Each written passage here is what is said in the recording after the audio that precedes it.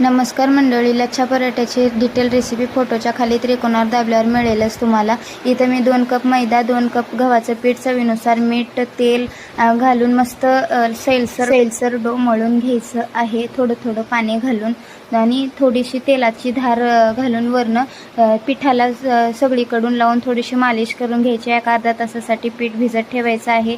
मस्त पीठ भिजल्याच्या नंतर अशी चपाती लाटून घ्यायची आहे, एकदम पातळ. आणि आता याच्यावर तेल आणि पीठ लावून सगळ्या चपातीला लाटून घ्यायचं आहे.